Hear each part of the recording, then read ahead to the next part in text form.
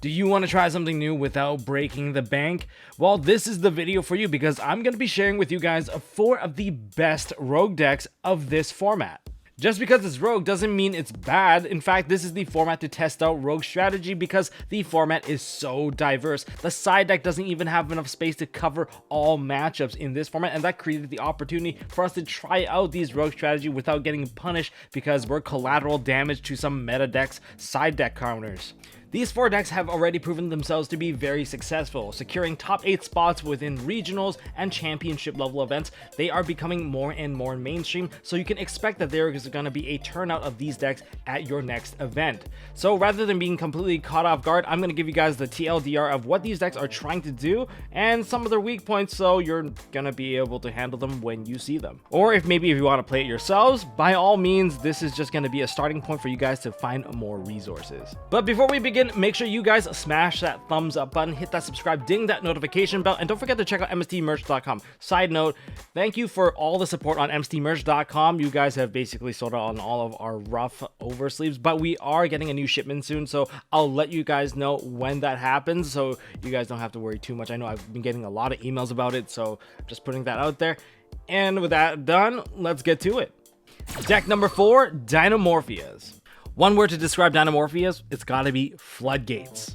If you're the kind of player that just likes making your opponent look at the shiny pieces of cardboard they spend a ton of money on and question their life decision, then this may be the deck for you. So in terms of what this deck is, it's a trap-based control deck. This is not a deck that requires you to memorize 30 bajillion steps on a wombo combo. This is called activate a card, put the boss monster up, and let's go. Game is on right now. So in terms of what it does, it's a floodgate-based deck, so it does prevent your opponent from playing Yu-Gi-Oh! So rather than just using monster-based floodgate, which it does have, whether it be Goes in Match or Rivalry of Warlords, you know, pick your floodgates, pick your poison.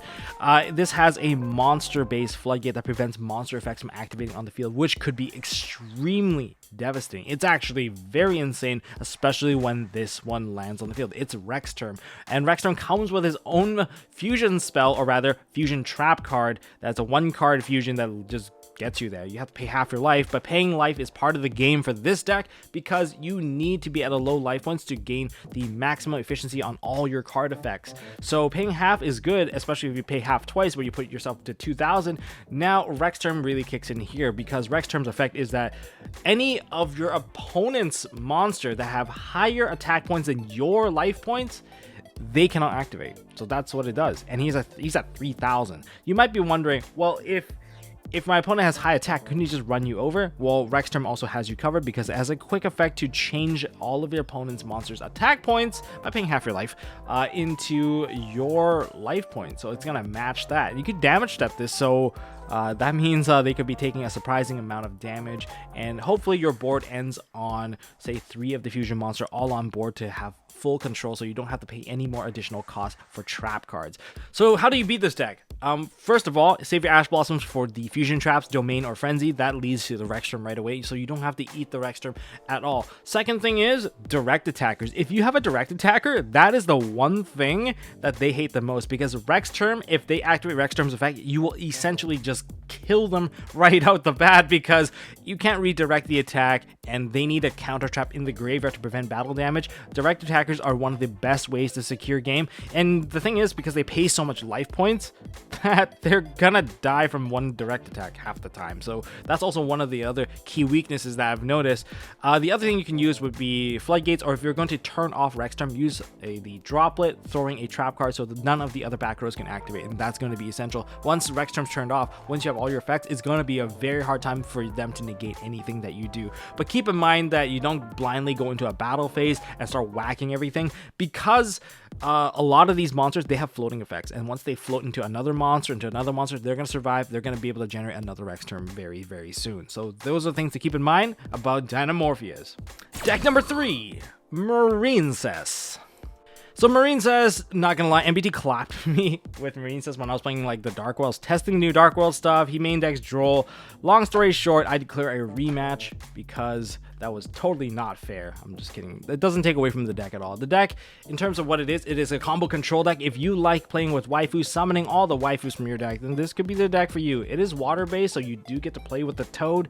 In terms of the board that you're trying to establish, you're putting up a Towers-esque, I guess, spell trap negation through Argonaut. This is one of the new Link monsters that came out, and you can even search for the trap card now, so basically the consistency can be fixed up where you're not playing with a ton of trap cards in your main deck. And then you also have the free level 4 extender Spring Girl, insanely powerful, and you now have a Monster Reborn / E-Telly from the deck as long as you have Battle Ocean. That gives Sea Angel more abilities to search out cards, so that Sea Angel, I would increase her number to 2 now if I'm going to be playing this deck, because getting that free summon is amazing, and it helps you extend through hand traps that your opponent are dishing out at you. So Spring Girl, what's so important about her? She's a level 4 extender, and this is what the deck was missing essentially. Level 4 extenders, which helps you go to Bahamut Shark. You can cut the Toad package. So what you're building: Toad, Spell Trap negation, and a MARINCESS Dive monster negation. So that's 3 of the apparent negations. The rest of the disruptions are going to come from the forms of hand traps, whether it be Nibiru, Drone Lockbird, Ash Blossom, Imperm. You got the full package. Don't let them build the board, and you can crush them from there. And if you're playing against a control matchup, then you just hold on to your Argonaut for your dear life, and you should be able to take that game because your monster is unaffected by card effects, making it very difficult to clear. And especially when it becomes like a 4K beat stick, this is how you win the game. So how do you beat this deck? Number one, in terms of like niche strategies, I mean, I can't speak right now. Niche strategies, we have Cyber Dragon. Set a Cyber Dragon and send away the big boss monster. They can do nothing about that. That is one way to clear the boss monster. And yeah, hopefully you have 2 of those Chimera Tech Mega Fleet Dragons to take care of that. But since not everyone runs the niche strategy, number 1 is to take out the Battle Ocean if it is Crystal Hearted. If it isn't Crystal Hearted, just negate the card in the middle and you should be able to take care of the rest of them, especially chain blocking, because you can just take care of the problem. They can't negate everything, and it's GG from there, because one of the key threats is that big wall of a monster preventing you from dealing damage. You also have to deal with the Toad, so hopefully you can deal one after the other. You can synchronize it in a way where you would force the Argonaut to activate, then you would chain something, Toad chains, and then you go Call by the Grave or whatever you want to get rid of the Toad, and you'll be good to go. But just remember, if you do not kill them, they have a strong follow-up because it's a 1-card combo deck nonetheless to build up this entire board. So yeah, just keep that in mind. So if you want to beat this deck, you just need, I guess, Kaiju. Kaiju is another way to kill it. Cyber Dragon. Oh, one more weakness to MARINCESS. You hit them with the Drone Lockbird, they have a ton of searches. If you can stop their searches, they're not really going anywhere far. If you can prevent the Battle Ocean from being searched, there's a lot less threat, because Argonaut needs to be equipped with something in order to get that negation, and you turn that off, there is a lot less problem. Deck number 2, Salamangreat. 2 different builds when it comes to Salamangreat. There's the build that we know and love, the mid-range deck that can grind like no tomorrow, and there's the new build which is much more aggressive and do not really play into Nibiru as much. It is the Decode Talker Heat Soul build, where turn 1 you go for Heat Soul and you try to draw as many cards as you can, focusing more on hand trap. And the turn 1, I don't even know what to describe it. It is like a biding deck. It bides on one turn and then it unleashes everything on the other turn, because by the time that the turn returns to your opponent, they didn't die. It's OTK time. It is access code, triple pop, double attack at 10,000 damage. It's game over once it happens. And the funny thing is, for them to kind of mess with your board, if they do put up 2 monsters on the field, namely the Jaguars, if they put 2 of them on the field, you can expect your whole board to be kind of turned off thanks to Bagooska, and the rest of their board can be built under Bagooska, which makes it very hard. So if you're trying to build like negation stuff, it's not really going to work out. So what kind of deck is this? It's kind of like a turtle deck. It's a turtle deck. It's a turtle counter deck. It's built to counter your board. That's all it really does. And even if you they don't kill you, they can still kind of make a comeback, because some people play double access code. So if you enjoy massive OTKs and short style play, like short game play style, this could be the deck for you. In terms of what you do against it, I mean, if you got turn 1, you just shut off all their spell cards, prevent them from drawing, and usually they can't build a board, so the turn comes back to you pretty weak, you get to kill them. So if you go first, do not let them get to the access code and you will be all right.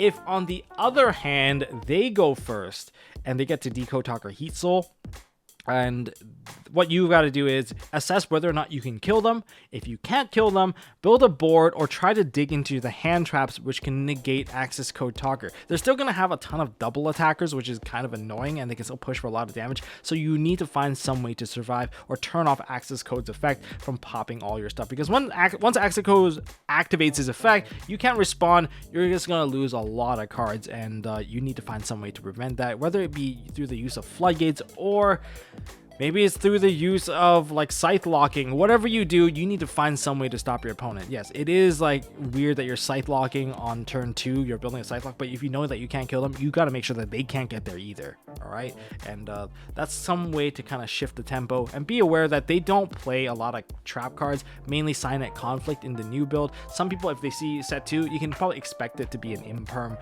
rather than the rage, especially when you don't see them like dump any of those cards into the graveyard. If you see them constantly dumping monsters, that could be the build that you're seeing. If you see double Sunlight Wolf, expect that the traps are going to be, say, the more classic trap cards. All right, so that's kind of my rundown about Salamangreat. It's still very strong. They can kill you really, really fast, and I'm struggling against it at locals. I've been always struggling against this deck. Basically 8 hand traps to my face and I can't build a board. That's what they do. If you like throwing hand traps into people's faces, this is the deck for you. And rogue deck number 1, Libromancers. Libromancers. Initially, I thought that they were kind of crappy, but now with everything that we know so far, they are insane. They are a synchro ritual combo deck, and you can make it even more insane by throwing money into the deck by putting Braves into the deck, because honestly it's really easy to synergize the Brave stuff in here. And it even has a little bit of like, you know, a synergy with Punk, because you already play E-Telly, therefore E-Telly gives you free monsters, and E-Telly can also give, if you open 2 E-Tellys, you can start with 2 separate engines at the exact same time, and that's pretty nasty.